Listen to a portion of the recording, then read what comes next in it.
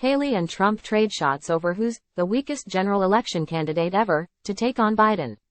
Columbia, South Carolina Nikki Haley has been making the same argument for months. She would be a stronger Republican standard-bearer than former President Trump to take on President Biden in November's general election. Look at any of the general election polls. There was one that came out yesterday. It said that Donald Trump lost by 7 points to Biden, Haley told the crowd at a campaign event in Hilton Head, South Carolina, on Thursday. I defeat Biden by up to 17 points. Now, the former two-term South Carolina governor who served as UN ambassador during the Trump administration is throwing more shade at her former boss. Haley took to X to jab at Trump. She posted a photo of the former president in a mock Halloween costume titled, "Weakest General Election Candidate Ever." What Nikki Haley told Fox Digital about what she needs to do to keep running. Democrats are ecstatic about the prospect of running against Donald Trump, Haley argued. They couldn't dream up a worse general election candidate if they tried. Between his legal drama, his terrible poll numbers, and his confusion, Trump will hand Democrats a big victory. Where Trump and Haley stand in the latest poll in a key Republican presidential primary state. A couple of hours later, Trump went to his Truth Social platform to make the opposite case, spotlighting polls that indicated he would match up stronger than Haley against President Biden in the general election. Trump campaign spokesman Stephen Chung brushed off the attack, charging in a statement that Nikki Haley is a stone-cold loser who is becoming more irrelevant by the day.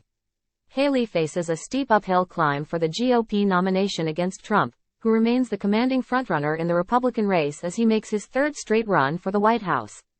Trump won last month's Iowa caucuses and New Hampshire primary, the first two contests in the GOP presidential nominating calendar, by double digits.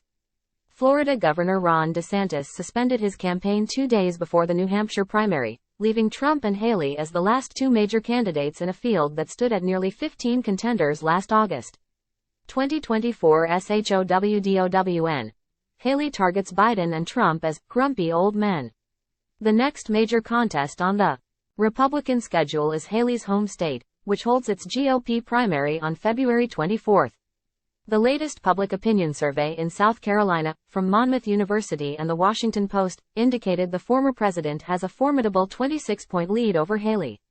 However, Haley, speaking with Fox News Digital on Thursday after a campaign event at a popular eatery in the Palmetto State's capital city, reiterated her goalposts. "It's just about keeping that momentum going. We got 20% in Iowa. We got 43% in New Hampshire. Let's bring it a little bit closer so that we can get closer into him, Trump, and make it more competitive going into Super Tuesday," she said. 15 states will hold GOP presidential nominating contests on Super Tuesday, which this year will take place on March 5. 36% of all Republican presidential delegates will be up for grabs in those primaries and caucuses.